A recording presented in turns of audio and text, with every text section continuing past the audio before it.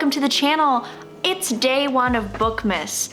Am I going to be able to keep up with Bookmas? I don't know, but I'm trying, and that is more than you can say for a lot of things that I do. My closet is chock full of my Mabel Morris sweaters. Today was the first snowfall. It is a good day. It's a great day. It's the day. I'm calling it, it's Christmas. I mean, it's November, I don't know, 21st? It's November 21st, but it's Christmas in my heart, and because of that, I'm here to talk to you about some things. I've been ready for Christmas. It's not even Thanksgiving at the time that I'm filming this, but I'm ready for Christmas. I think this is coming out in December, hopefully, so you're probably ready for Christmas. So I am here to share with you some of the winter holiday cozy vibe books that I recommend for the winter time, for the holiday season, and things that are just on my TBR, because honestly, I have not read all of these. If you know anything about me or this channel, you know that I just got back into reading this year since like middle school. I don't really count high school because I only did 2 of the required readings, and neither of those were To Kill a Mockingbird. Thank you, SparkNotes, for helping me get a B+ on that essay. So my journey this year started with the Twilight series and ended at New Moon, which put me in a book slump. But I moved forward. I went on with my life. I found the ACOTAR series. Thank you. Thank you. It became my life.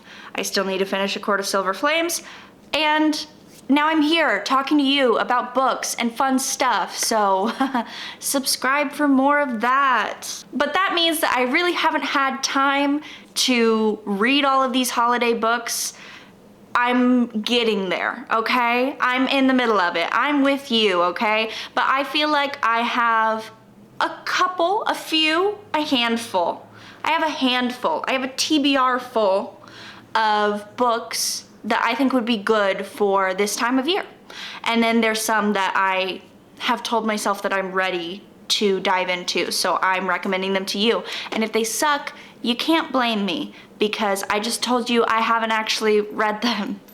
So anyways, I'm just gonna get into this. I only have 2 genres that I'm gonna be talking about today because, like I said, I haven't read a lot.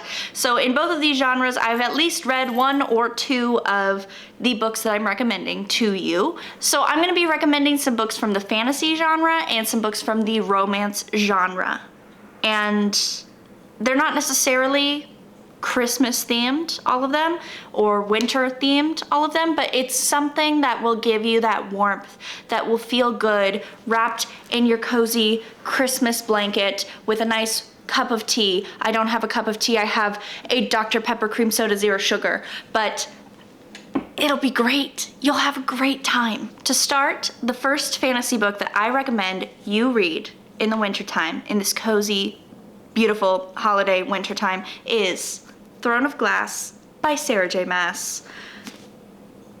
I see what she did there. This book, I read this like at the same time that I was reading A Court of Thorns and Roses, the very first book of the series, and this is the only book I've read in the Throne of Glass series because I told myself, whoa, this is great.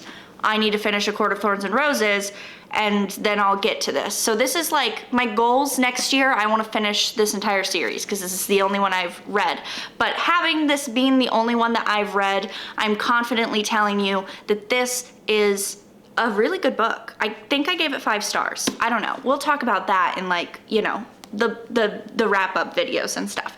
But this gave me all the cozy vibes, and I'm pretty sure there's snow in it. Okay, so that's like winter, all right? First snow, there's some snow, I think, I hope, or else I sound like an idiot. So if you don't know what A Throne of Glass is about, I'm gonna give you a quick rundown, no spoilers, don't worry, I got you. This book starts like any other fantasy book with a woman, barely a woman, she's 18 years old, but she's a well-known assassin, and you know, she's doing work for her crimes at the beginning of the book, you know, in the mines, she yearns for the mines or something like that. I don't really remember.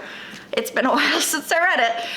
But the king's son comes to get her from the mines or wherever, I have no idea, and basically has chosen her to be in this competition, like a Hunger Games-esque competition, kind of, where a bunch of different criminals, assassins, like well-known criminals are going to compete to be the king's assassin. Basically, it's the king's champion, I guess, but like it's gonna do the king's dirty deeds. So she is, I think, the only woman in the competition, but also 18 years old. So it's kind of crazy. She's up against all of these big beefy dudes, and she's got to figure out how to beat them so that she doesn't have to go back to the mines. I'm saying all this stuff about the mines, and I don't even know if she's actually in the mines. I just am making that up. Maybe. Regardless, some weird stuff starts going down while she's at the king's palace, and some of these people that are supposed to be in the competition against her are just... So then she has to figure out the mystery of like, what's happening to these people? Who is doing this and sabotaging the game? And also, I need to win so I don't have to go back to the mines. And you know, there's like romance in it as well, so it's good. I swear to you, there's snow in it, so it's kind of cozy. And that's also the first book of the series. I guess technically there is a prequel, which I have not read, so I don't know if you should read the prequel first. Go to somebody else for that knowledge. I read The Throne of Glass first, so I think that it's fine. I think it's fine. I think you could read it first and it's fine. Next up, I'm recommending another book to you, but it is further in a series, but also by my girl, Sarah J. Maas, and that would be A Court of Frost and Starlight. As many people know, this is a part of the A Court of Thorns and Roses book series. This is considered the fourth book, or like 3.5 or something, because it's like... A Court of Frost and Starlight is like the little holiday episode of a series that has nothing to do with the holidays. So you're like, what's going on? Why are we suddenly not talking about everything that's going on? But it's good. It's good, and it actually does talk about stuff that's going on. So you should not read this on its own. You're gonna have to read everything before this. But if you have already read the series and you're just like looking for holiday recommendations, you should come back to this because it has so many good vibes. This is set around the holiday that they celebrate that is like Christmas. So you are gonna get the festivities, you're gonna get the snow, I love snow apparently. You're gonna get all of the things that you need to feel cozy around your tree, okay? I read this in July, so it was not a vibe. I might do a reread of it, but I also really need to read A Court of Silver Flames. So, don't count on me for that, okay? Don't count on me for that. I have one more book in the fantasy genre that I'm recommending to you, and I just read this one recently, and that would be Belladonna. I loved Belladonna. I think this is technically a young adult fantasy, but it is so good. It's so good. I had my doubts going into it. I have not read a young adult fantasy until like The Hunger Games. So I had no idea what I was getting myself into, but it was really good. So basically, Belladonna is about another young woman, freshly 18. She might be like 16 actually. I don't remember how old she is. She's a teenager and she has this crazy ability, okay? She literally doesn't die. She gets to be on the brink of death, sees death himself, and just never dies. She literally, in the first few pages, eats some belladonna berries and sees the man, the myth, the legend, Death. And he's like, hey, what's up? And she's like, dude, I'm gonna kill you. Why do I not die? And that's how they talk to each other. And then she's alive again. I don't get it. She's just been constantly surrounded by death, so she has this hatred for death himself because she can't die, but everybody around her dies, and she watches them die, and she just keeps hopping from really bad house to really bad house because nobody takes care of people these days. So in this new house, she's hoping that she can finally find a home, and boy do I love books that are about finding family. So she's trying to fit in here. She's trying to just learn how to be a woman of society, not be surrounded by death. But of course, one of her like distant cousins within this family is on the brink of death. So she keeps seeing death himself, and she's like, you are not taking her. You are not doing this. So this book is really hard to explain is what I'm figuring out, but it's really good. There's a lot of good vibes. It's very macabre. I've talked about that before. So I actually read it like last month in the fall times, in the spooky times. But I feel like it kind of goes over through the seasons. It kind of starts in fall, ends in spring, so you get all of those vibes, really. And there's just a really good, it's just really good. It's just really good. All right, I'm gonna stop screaming about fantasy books and we're gonna get a little quieter, a little softer, and talk about romance books. But I'll probably end up screaming about those too because that's just kind of what I do these days. The first romance book I'm gonna recommend is not set during the winter, but it is a series, and one of them is set during the winter. I have not read that one. But I recently read The Pumpkin Spice Café by Laurie Gilmore. And this book is about what you would think it would be. A lot of people have talked about it. It went crazy viral on Book Talk, I'm pretty sure, and everybody was buying it, and a lot of people were disappointed. Some people were really hyping it up. A lot of people were saying it was overhyped, and it is overhyped, but I think that people were just making it out to be more than it is. If you like Hallmark, you'll probably like this. If you don't care about getting a backstory, you'll love it. This was fine. This was good. Like, I mean, you came here for vibes, and that's what you got, okay? But if you came here for story, if you came here for substance, don't read it. But vibes, substance, vibes, okay?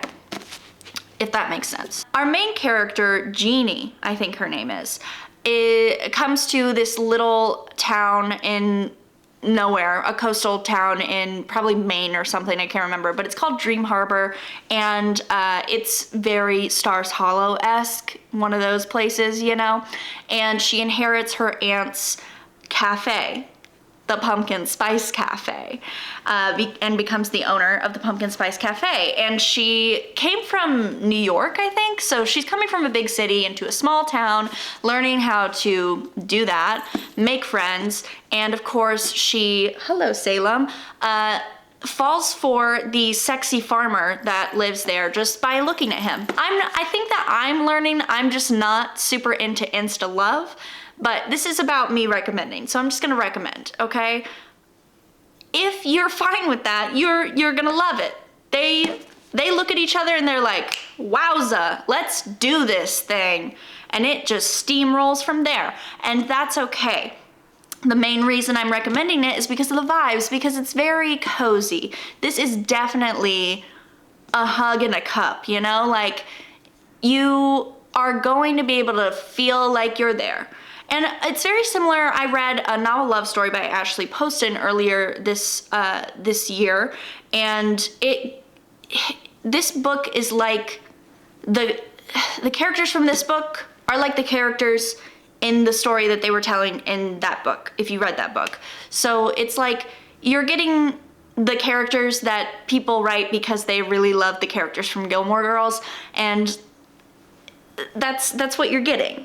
You're not getting their full backstories, you're not getting why they are the way they are, you're just getting vibes. And that's okay. That's okay. That's okay. Okay. Moving on. I recommend it, even though it is a fall book, because it's cozy. But there's also a winter book later down the line, I think the third book in the series, about a Christmas tree farm. I have not gotten there because I also have not read the second book, but I've heard the second book is set in like August, so I don't know if I'm gonna read that right away. But if you want to read the series, I would recommend it to get there, because I've also heard that the second and third book are better than the first book, so that's great. So I'm just saying, you know, if you haven't read it, just be like everybody else, okay? Just read what everybody else is reading and figure out your own opinions. I have opinions, you can have opinions. You don't have to listen to me. If you think that this book has enough substance for you, fight me on it. I'm happy. I love to hear your voice. So let me hear it. Let me hear your voice. I'm gonna move on. The next romance book I'm moving on to is specifically a holiday romance, and I have not finished it, but I am about 50% of the way through with it, and that is Lovelight Farms by B.K. Borison, and I am really liking this book. I don't know what I'm gonna think of it, but I think that you should read it, first of all. It is set on a Christmas tree farm, and I don't know, that's just like, that is the vibe this fall. That is the vibe that I'm coming into this winter with, and I'm digging it, okay? The main character, she has lived in this small town for a while. Love the small towns. It's great, it's great. Another like Stars Hollow-esque town, and so she has owned this Christmas tree farm for a couple of years, I think, but it's really not doing great.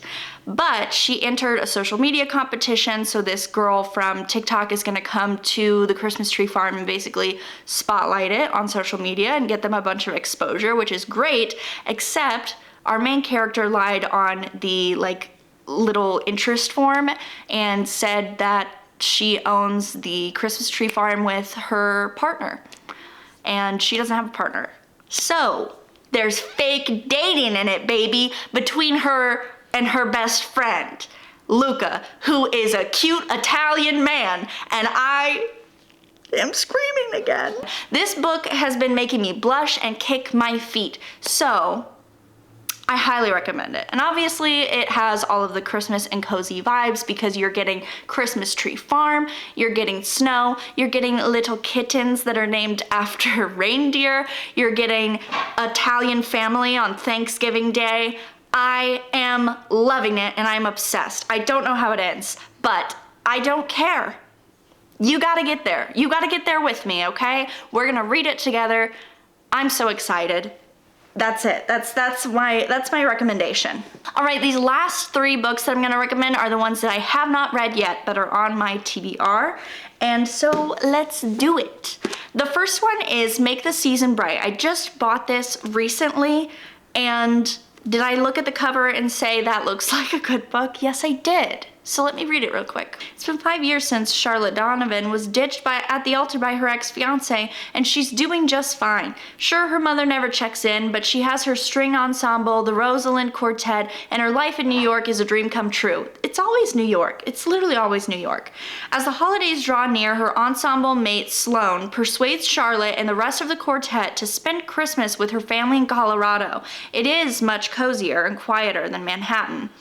I do love Colorado, that sounds cozy, and it would guarantee more practice time for the quartet's upcoming tour. But when Charlotte arrives, she discovers that Sloane's sister Adele also brought a friend home, and that friend is none other than her ex, Brighton. Okay, this actually like almost sounds exactly like a Netflix trailer that I just watched for a movie that I want to watch, and it's the new Lindsay Lohan trailer, except it is sapphic. The new Lindsay Lohan holiday movie on Netflix, but make it sapphic. I'm in, okay? I'm really in. I don't know, this sounds so cozy. I am really excited, and I don't know.